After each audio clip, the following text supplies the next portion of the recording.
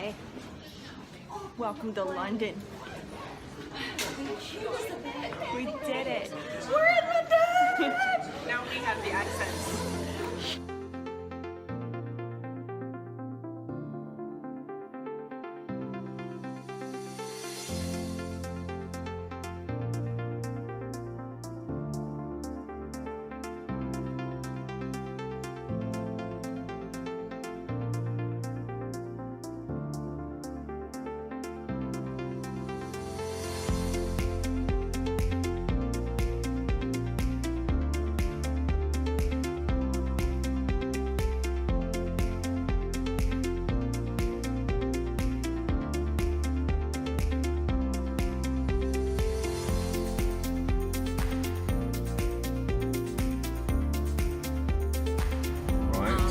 We're doing a London at night tour. Right. A Royal London tour. We're going to Shakespeare's Globe. We're going to Oxford. We're going to the Harry Potter Studios. Right.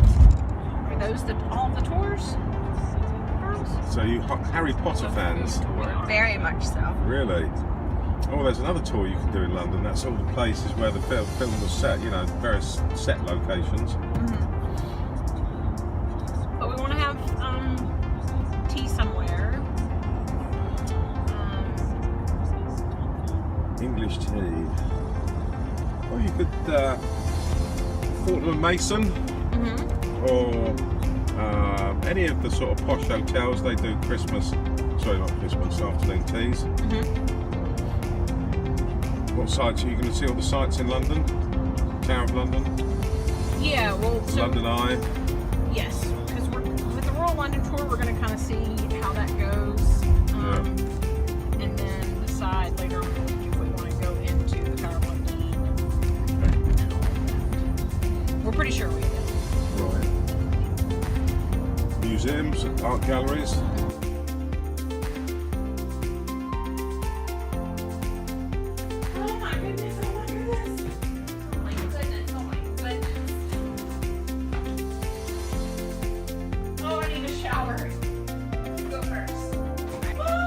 Check out this sweet digs. Alright, yeah, I got it. This is our home for 7 nights.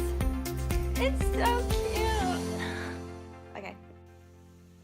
So we are all unpacked and, well, for the most part, we're all unpacked and ready to explore London. But first, something very important. The first nap of London. And the only nap of London.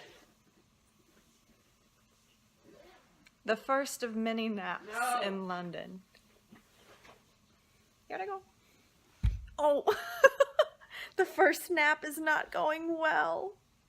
So our first stop in London is to the Freddie Mercury studio and home.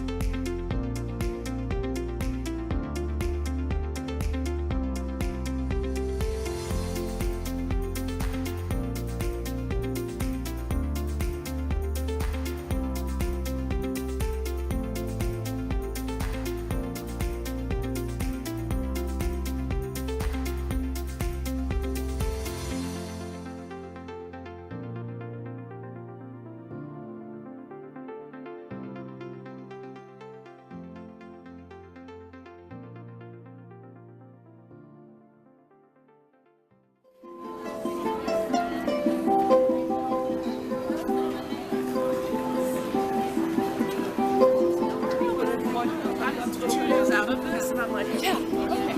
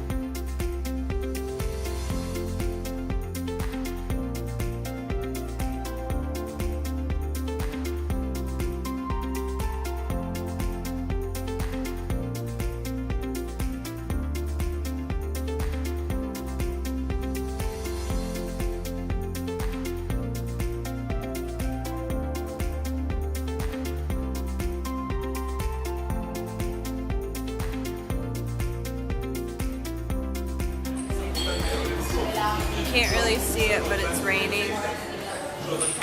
And so far today, we have been able to avoid every rain shower unintentionally, which is fantastic. We're just that good. I know. It's like we know.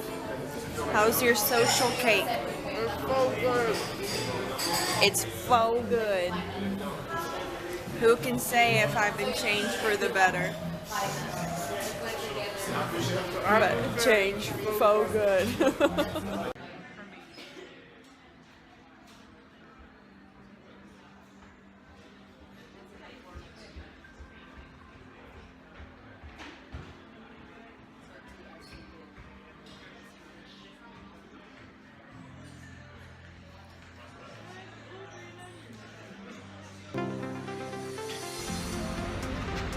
The last event of today.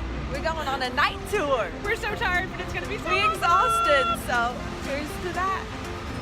There's a Ritz. London at night, baby. Yeah. So Mr. Harrod had his market stall in Borough Market. There's a market in London, south of London Bridge. Be there later on. Going about 1,000 years. They had his market stall a couple of centuries ago. It moved here in the mid-19th century.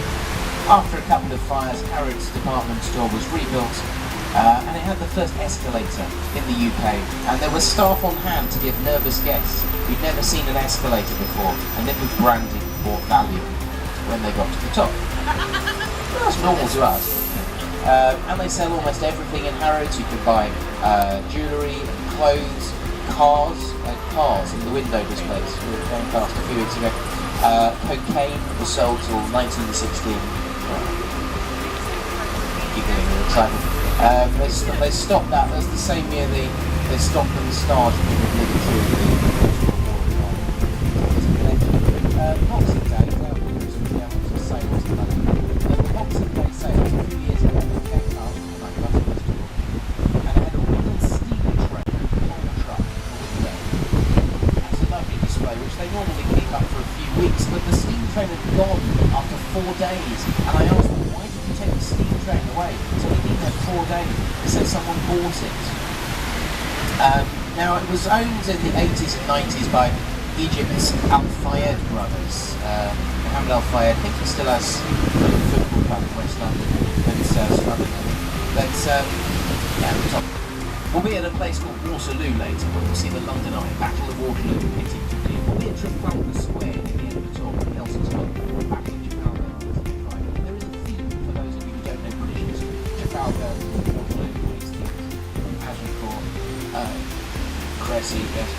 Although we've had a war against the French in every century, we are now friends.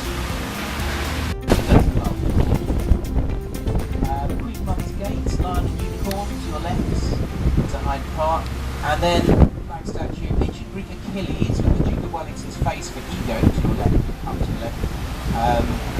First statue of a naked man in London. To your left, nothing to see, but on Sundays, Speaker's Corner. Come and hear the speakers tell you the world's going to end tomorrow and we're all ruled by aliens.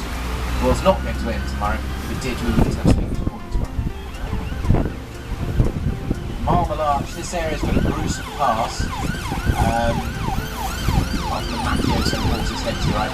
The site of the Tyburn tree was ahead on the left, the gallows, not a real tree. Men and women with big hands here for hundreds of years, coming down the Tyburn Road to your right from Newgate Prison, and had one last drink of their lives, one for the road, that road, and the big hangers here. But these days the road is Oxford Street, shopping on the West End.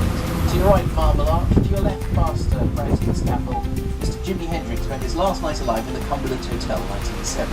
They're rebuilding it as Hard Rock Hotel, lots of Hendrix memorabilia going inside too. The detail of French history.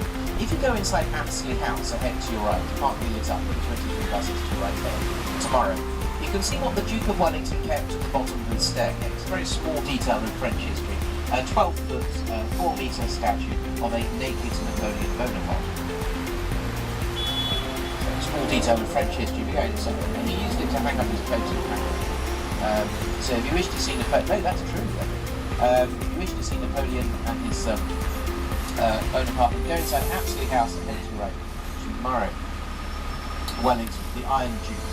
This is Duke of Wellington Place, Hyde Park Corner, We'll see the Wellington Arch again ahead. You climb the Wellington Arch. In bearskin caps and grey overcoats and red tunics are real soldiers who can cope with bullets in war but not rain. There's a coloured bears in Canada every year, they told me. They do the change. If you're ever in North America, go to Ottawa, they do the change of guard. Queen's Pin Canada. Coloured bears in Canada, that and roadkill gives us the bearskin hats. No bears were specifically harmed for the making of these bearskin hats. They can't get the bearskin hats wet. Can a bear cope with rain and -40 and snowing? Probably can. Look to your right in the gift shop, there's a teddy bear wearing a bearskin hat. That's dark, isn't it? To your left, that's not a joke. To your left, the bus stop, open all year, the Queen's Gallery. Go inside this bit of the palace tomorrow. The largest private art collection in the UK. If you're from the UK, then she holds the art collection on your behalf. It's kind of public art collection. Prince Charles' office, ahead to your right, the Duchy of Cornwall. Let's pass the Duchy of the right-hand side, it's the left-hand side. Let's do a U-turn so the lyrics are correct. Now, 10:30 tomorrow morning, the Wellington Barracks lit up to your right. If it's dry, that's a big if. The guards form up there, the band strikes up, and then the march to the left, from the right to the left at 11 o'clock to the palace. A bit less crowded at Wellington Barracks. It's got to be dry though. To your left, look left as we turn right, you'll see the white and gold Victoria Memorial outside Buckingham Palace. Look left as we turn right. Victoria, who was one of those great comedy queens. She was laugh a minute, lovely lady. A great comedy catchphrase. You don't get those anymore. We are not amused, she used to say. She was a laugh a minute. Queen Victoria. We is the royal we, meaning I. Why was she not amused? Nobody really knows, but the speculative answer is she was 4'10" and later in life about the same width, like a ball, and people used to roll her down the mall and play skippings with the soldiers at guard-changing time. So we're going to see that tomorrow. Queen Victoria, not amused. She was covered in scaffolding, sitting on the left as we turn right to the lights change. Covered it about 10 years ago, they were doing her up, and well, like a nose job, they actually chipped off her nose, so 110 years after she died, she was not amused. That's how unamused she was. Look left as we turn right, Queen Victoria, Victoria Memorial, first to make Buckhouse into Buckingham Palace. Queen's great-great-grandma in the 19th century, 63 years on the throne. The Wellington Barracks to your left, the guards stay here, Scots, Welsh, Irish, Coldstream, Grenadier Guards. There are visiting regiments, the Canadians, the Czech Guards, retired last year, the King of Spain, what was Spanish troops over 2 years ago. You can bring your own guards with. Did you bring any guards with you? No, you can't explain it. This is in 66. Every single crown king or queen who's been crowned now for 900 years. Royal weddings, including Princess Elizabeth, now Queen, she got married to Prince Philip here. Later this year, there's 77 wedding anniversaries. Diana, Princess of Wales, not buried here, but a funeral was here in 1997 at Westminster Abbey, next to your right, after she was killed by in France. And the last London royal, the last London royal wedding was here, William and Kate, first name term, Duke and Duchess of Cambridge, married here in 2011. The Anglo-American royal wedding, Harry and Meghan, first name term, they got married in Windsor, not far away. The Tomb of the Unknown Warrior is at this end. Go inside. The first in the world, state funeral 1920, the only one you don't tread on. The crypt is 11th century by King Edward the Confessor. Most of it's 700 years old to your right. People have prayed here probably 1400 years. Westminster Abbey. Go and see the tombs of most of our kings and queens, 8 prime ministers, George Frederick Handel, Henry Purcell, the composers, the scientists Charles Darwin, Isaac Newton and Stephen Hawking last year. He's an atheist, in the Church of England, between Newton and Darwin. The authors Lord Tennyson and Thomas Hardy and Charles Dickens, all buried here, Westminster Abbey. But the Palace of Westminster to your right contains the mother of Parliaments, the Houses of Parliament, lower elected House of Commons, upper appointed House of Lords. Big Ben is the bell inside the Elizabeth Tower. Most people call it Big Ben. Which one? The one that you can't see. It's that one. Big Ben's not chiming. It's lovely to hear it chime on at 11 o'clock in the morning, the 11th month, the 11th day, 100 years since the Great War. 100 years, 11th of November. Chime for New Year's Eve as well. Big Ben, to your right, covered in scaffolding. Gothic revival masterpiece, most of it from the 19th century, except to your right, plain section, triangle roof, Westminster Hall, over 900 years old. The 1090s, used for Parliament today, with the tour, go inside Parliament, they'll be around soon, temporarily. Ahead to your left, the London Eye across the river. Okay, turn around, look behind you, on the right hand side of the bus, turn around, look behind you, there's the one place that you get,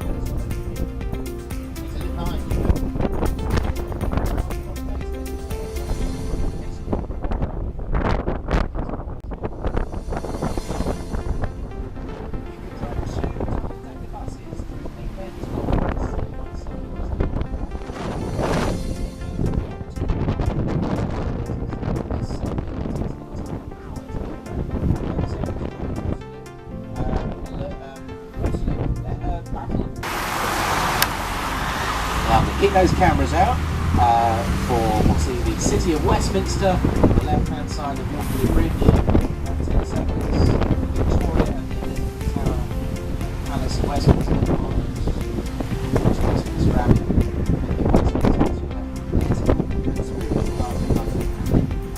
The old saying goes, always discuss religion and politics. To your right, the City of London. This is the River Thames. The reason London exists. The city with the capital C. To your right, the dome. St Paul's Cathedral by Christopher Wren, 17th century masterpiece. We're going there, we'll be closer. And the modern city skyline. We have 4 rows of red lights, the triangle building to your right, the cheese grater. We have wide at the top, 1 red light at the top, narrow at the bottom, 2 red lights at the side. The walkie-talkie. The sun's rays reflected off the windows, 2013, melted somebody's park. Journalists flying gigs, black to your right, largest 18th century building, Somerset House, called Art Gallery. Main road across here is a strand in Old English, Dutch, Flemish, German, Scandinavian languages. Strand means beach. It was the north bank of the river. The river's behind us. I'll explain later. Ahead we have the Lyceum Theatre with the Lion King. Bram Stoker was the manager there in the 19th century, I think, to your left. Read Dracula when he should have been managing the place. We have 40 theatres in Theatreland of the 240 in London, and that part of Theatreland ahead. Covent Garden, walk through there, pedestrianised, open-air drinking and dining, London Transport Museum with some of the old steam trains we used to run underground for 40 years, in the world's oldest underground railway, the 19th century. And Covent Garden, all countries with their high commissions and embassies in London should do this by law. To the right, the Indian High Commission, they've lit it up in the colours of the flag. Right to your ambassador on the country's flag colours of the light. And keep looking up to your right. Bush House was until 2012 the BBC World Service. And look up above the columns to your right, 2 men fighting over an ice cream cone. Give it back. What? That was fine. To your right, I don't know why. Road says goodbye. Strand, City of Westminster. Hello, Fleet Street, City of London. Fleet Street means to us Brits press. It was a printing press 500 years ago. Newspapers were here until about 20 years ago. Now, the most famous resident of Fleet Street, I suppose, was had his place just down to your left before the blue shop front, Head and Chicken Court after the Beano. People say the newspapers used to be here. The Beano, the comic, is still there. Head and Chicken Court to your left, there lived Sweeney Todd, the demon barber of Fleet Street. They do some lovely meat pie. Exotic meat, although I have a tooth from one. Now, if you look behind every left shoulder, up, bowing their bells in public with a gold loincloth. I love a gold loincloth. Freddie Mercury had one of those. These are the traditional guardians of the City of London, giants called Gog and Magog, about 3,000 years ago. Brutus of Troy came to defeat them, the legend. So that's the Dunstan Church. Gog and Magog guarding London, back up to your left, bowing their bells in public. Flashing blue light. Churchill said in a phone call to the Lord Mayor, the dark days of the bombing in December 1940, at all costs save St Paul's Cathedral. And so the heroes with grimy faces, the fire service of World War II, were stationed on the roof. Every day the fire bombs came down from September 1940 right through to May 1941. That's how 90% of the cathedral survives when 1/3 of the city is destroyed by the German Air Force. Look around you, most of the buildings are modern, but St Paul's Cathedral survives, a tribute to World War II firefighters. The Shard, Italian architect Renzo Piano, offices and apartments, 2012, the tallest building in Europe. A few weeks later, something in Moscow rudely overtook it. I mean, what were their invasion of the Ukraine? Trying to bump off spies and stuff. No matter. So, the tallest building in Western Europe to your left, 1,017 feet, 310 metres. Tallest building in Western Europe, so something in L'Ermitage, La Défense, Paris, overtakes it rudely.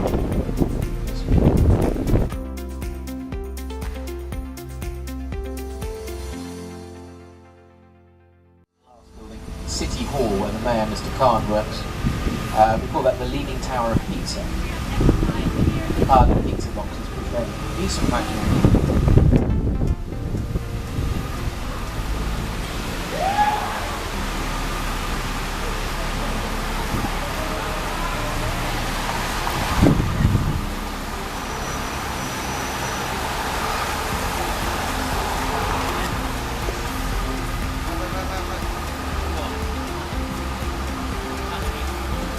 You can't see this, but about 30 miles to the right, a few people saw a whale in the Thames in Gravesend in September. So last spotted just a week before Christmas. So.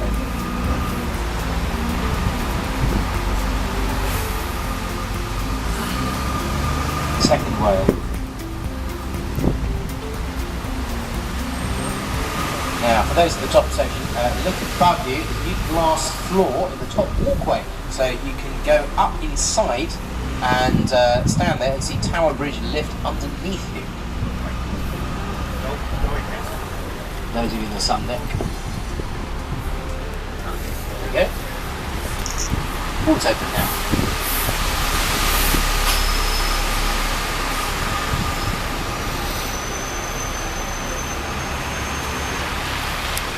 Amazing piece of our history. There are Roman remains. The intact white tower, the grey turrets to your left, is 11th century, built by King William the Conqueror to intimidate and impress us after the Norman conquest, the last long-lasting successful invasion of England in 1066.